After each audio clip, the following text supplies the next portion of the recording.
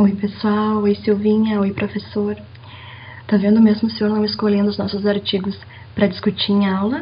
A Silvinha me vingou e agora eu tô aqui e vou contar tudo para eles. Bom, mas assim, eu não vou falar sobre etnografia, eu tenho certeza que a Silvia se preparou muito e expôs muito bem. Eu vou falar só algumas curiosidades do método, que talvez eu lendo os artigos que eu li sobre o método, ou que utilizaram o método, enfim, eu não senti tanto lendo eles quanto vivenciando aquilo. A minha dissertação, então, ela foi composta por 3 aldeias, uma com crianças e adolescentes, outra com jovens e adultos e outra com idosos. Então, vou começar contando a aldeia das crianças para vocês.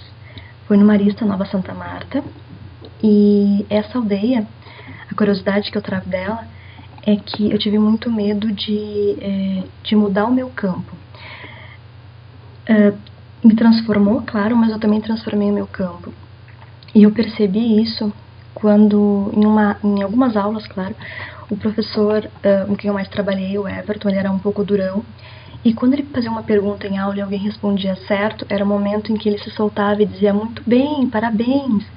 E sempre que ele dizia isso, eu achava engraçado, eu achava bom esse incentivo. E eu sorria.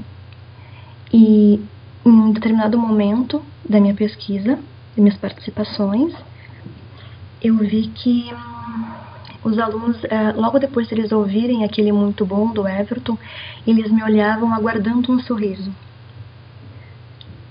Quando eu percebi isso, quando eu suspeitei que isso estava acontecendo, eu me travei e parei de sorrir, porque eu achei que estava mudando o meu campo. E daí um dos meninos chegou pra mim e perguntou: Sura, tu não gostou da minha resposta? Porque tu não sorriu? E daí eu tive a certeza que eu estava mudando o comportamento, ou pelo menos incentivando um comportamento neles e mudando o meu campo com isso. Outro momento que eu tive a certeza que estava mudando o meu campo foi quando uma menina, uma adolescente, chegou chorando. Eu não estava naquele momento e tinha pedagogas e a psicóloga para acolher ela naquele momento, e elas conversaram muito com a menina. E quando a menina chegou em aula, eu cheguei para ela e falei no ouvido dela assim, que eu não estava presente no momento que ela chegou para ajudar ela, mas que eu fiquei preocupada, que as meninas me contaram que ela chegou muito nervosa e eu fiquei preocupada com ela, e que se eu pudesse ajudar, eu estava à disposição. E na hora do lanche, então, todas as crianças saíam. Eu era sempre a última a sair, eu era a última da fila sempre. Eu ficava atrás, o Everton na frente, como professor, guiando, e eu atrás, para observar.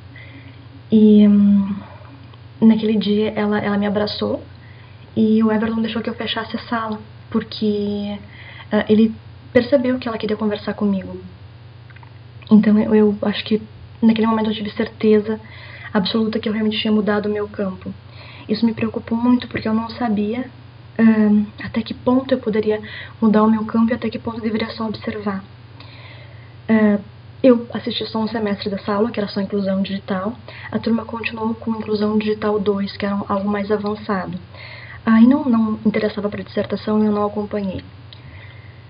Nesse segundo semestre, o Everton precisou deixar o Marista e teve uma festa de despedida para eles. Para ele e para o Everton, né? E a Tati, que é a coordenadora pedagógica, me ligou e falou que ela estava com crianças na sala dela, pedindo, implorando que ela me ligasse e me convidasse para a festa do Everton, de despedida do Everton. Então, nesse dia eu confirmei minha presença, eu fui.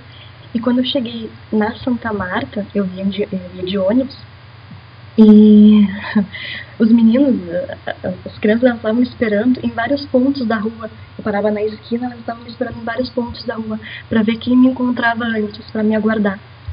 E eu acho que esse sim foi um trabalho, como o professor falou, que transforma pessoas. Eu acho que eu me transformei muito com as crianças. Eu comecei a observar muitas coisas que antes eu não observava, e acho que as crianças também começaram. Outra curiosidade desse campo, não sei se esse artigo se mantém ainda, mas é um artigo cuja a autora, não vou nem citar, que fala que quando ela ia com unhas pintadas, para fazer o campo dela era algo de costura, e as mulheres ficavam olhando para ela de forma diferente.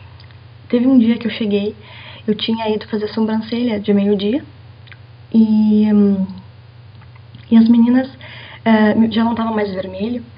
E quando eu cheguei no Marista, as meninas falaram assim: Sora, a senhora tirou sobrancelha? A senhora tirou um pouquinho da sobrancelha aqui, não sei o quê. E daí eu fiquei olhando, nossa, elas realmente me percebem, assim. Eu fiquei muito, muito assustada. Então, talvez realmente seja importante quem usar esse método ter um cuidado mesmo com a aparência, assim, porque se percebe. Eu não sei como, mas elas perceberam. E isso mexeu muito comigo e eu lembrei desse artigo, porque quando a gente discutiu em aula, a gente riu muito desse artigo, porque a gente achou que não era verdade, que ninguém ia observar a unha dela feita. Mas, sim, é possível. Foi uma curiosidade também. O outro campo que eu fiz foi na Fundai, foi com jovens e adultos. Esse campo ele também foi importante, talvez eu tenha me envolvido um pouco menos que com as crianças, mas eu também me envolvi bastante. Esse campo me mostrou como é importante a atuação do professor. O professor, nesse campo, ele realmente foi o protagonista. E tem uma frase do Paulo Freire, em Pedagogia da Autonomia, que ele fala, Paulo Freire fala que um professor nunca sabe o quão importante é a interferência dele na vida de um aluno. E eu fiz as observações para etnografia, claro, mas eu também fiz entrevistas. E nas entrevistas os alunos falaram muito do professor, elogiaram muito ele, falaram que ele era nota 10. E daí começou algumas coisas. Na aula eu observei que o Jefferson, que era o professor, ele não só era muito engraçado na aula, mas ele também incentivava a interação entre os alunos. E isso incentivar a interação e fazer com que eles interagissem, por exemplo, os jovens de 15 anos, os nativos digitais, que tinham uma facilidade maior para aprender do que aqueles jovens há mais tempo, de 60. Ele incentivava que os alunos, esses de 15, ajudassem os alunos mais velhos. E foi nesses momentos, assim, que uma das alunas percebeu, ela foi ajudar uma senhora que tinha a idade da mãe dela. E na entrevista ela me falou que antes das aulas de inclusão digital, ela não entendia a mãe dela. Ela odiava a mãe dela. Mas que a partir do momento que ela foi ajudar a dona Teresa, ela começou a entender a mãe dela. E a mãe dela está na formatura dela porque elas estavam se dando muito melhor. Essa mesma aluna também falou que como ela teve que interagir com os colegas, naquela semana foi o primeiro trabalho que ela conseguiu apresentar em turma no ensino médio, que ela preferia perder nota antes do que apresentar um trabalho na turma. Ela tinha muita vergonha. Então isso mudou a vida dela. E claro, eles foram lá, a maioria foi lá buscar uma sessão profissional, assim, porque é importante saber mexer no computador, eles não sabiam antes, mas teve muita mudança pessoal também. Teve um senhor que perdeu a mãe durante o curso, e os demais colegas deram apoio para ele, deram auxílio para ele. E na entrevista ele falou que se não fosse o curso, e os amigos que ele fez no curso, seria muito mais difícil. No discurso de formatura, um dos senhores falou que o término do curso seria muito ruim para ele, porque ele teria que buscar outro sonho, sonhar outro sonho. Foi o campo da Fundai que me despertou não só para o protagonismo do professor, do educador social, mas também me despertou para observar mais a socialização e a afetividade que existiam nesse processo de inclusão digital. Que muitas vezes, que na verdade, foi o que realmente levou a inclusão digital ali. Um ajudando o outro, a amizade um com o outro. Isso deu para ver muito na Fundai. E eles atribuíram isso muito ao perfil do professor. O professor era técnico, ele falou assim que o defeito que ele achava que ele tinha, a deficiência que ele achava que ele tinha, é porque ele era só técnico, ele não tinha uma formação superior e nem didática, mas ele conseguia dar aula. Ele achava que isso era uma deficiência, só que nas entrevistas dos alunos, os alunos adoravam ele, assim, ele foi exaltado por todo mundo. Bom, Passando para o último campo, então, foi no Lions, foi o campo com idosos. Esse foi um campo, eu me envolvi também, claro, mas esse foi talvez tenha sido o campo que eu menos me envolvi. Acredito que por uma questão pessoal eu tinha perdido meu avô naquele período e era difícil para mim acompanhar pessoas da idade dele e sem lembrar e tal, então claro, eu me envolvi, eu ia nas cirurgias, nos hospitais, nas casas delas, tomava os chás com elas e às vezes até arrumava quando precisava, eu me propunha, mas não me envolvi tanto assim. Foi um campo mais difícil e uma aldeia mais difícil e o que deu para observar mais assim que elas buscavam sim a inclusão digital para que elas fossem mais respeitadas em casa, por exemplo, o neto deixasse ela mexer no computador, não chamasse ela de burra, o marido deixasse ela mexer no GPS, não dissesse que ela não sabia mexer em nada, que ela era uma burra, que não sei o quê. Então, claro, ela buscava uma inclusão digital, esse aprendizado, mas ela também buscava uma inclusão social, que era a amizade entre elas. Elas buscavam ser ouvidas, assim. Tinha a hora do chá, que era um intervalo, era 1h30 de aula, um intervalo do chá e depois mais 1 hora de aula. E o chá, assim, era o momento mais esperado por elas, assim, que elas conseguiam conversar, falar, claro, mais sobre doenças cardíacas, doenças, cirurgia, perdas, mas conversar entre elas fazia muita falta isso para ela.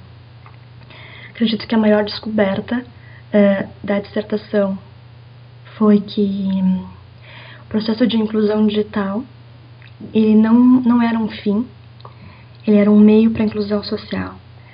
Aquelas pessoas, elas buscavam sim, como na Fundai, ascensão no emprego, como no Marista, um trabalho melhor quando fosse a hora, ou se inserir no programa Menor Aprendiz, já com diferencial. Muitas das pessoas que participaram do Marista estão agora no Menor Aprendiz, ou já estão efetivados, na Fundai também. Mas o principal, a mudança neles foi muito grande, a mudança social neles foi muito grande, a mudança pessoal foi muito grande. Então eu acredito que sim, existia um gap na literatura, né, que foi o que gerou essa dissertação e também o uso desse método que respondeu muito bem, que era, ninguém até o momento tinha estudado o processo de inclusão digital e como ele acontecia, na dimensão individual, na dimensão do aluno. Então eu precisava estar ali para observar e a etnografia respondeu muito bem para isso. Mas a maior descoberta foi que, na verdade, a inclusão digital sim, ela é um processo, ela tem inputs e outputs, ela é importante sim, ela é uma política pública, ela é efetiva, tanto para a parte econômica quanto para a parte social, mas ela é um meio para a inclusão social. E eu acredito que dá para estender isso para as demais políticas públicas. Não acho que foi o trabalho do século, mas eu fiquei muito feliz em fazer. Eu acho que a Catiane, ela discutiu o trabalho com a turma dela de mestrado, ela postou isso no Facebook, e ela falou que discutiu o meu trabalho, o nosso trabalho, né? E o professor postou um comentário dizendo que tem trabalhos que transformam pessoas, e eu acho que sim, acho que me mostrou um lado meu que nem eu conhecia. Acho que transformou pessoas, assim, com certeza transforma pessoas. Então acho que era isso. Me demorei, desculpem, tá bom? Mas tchau, tchau, abraços, obrigada, tchau, tchau.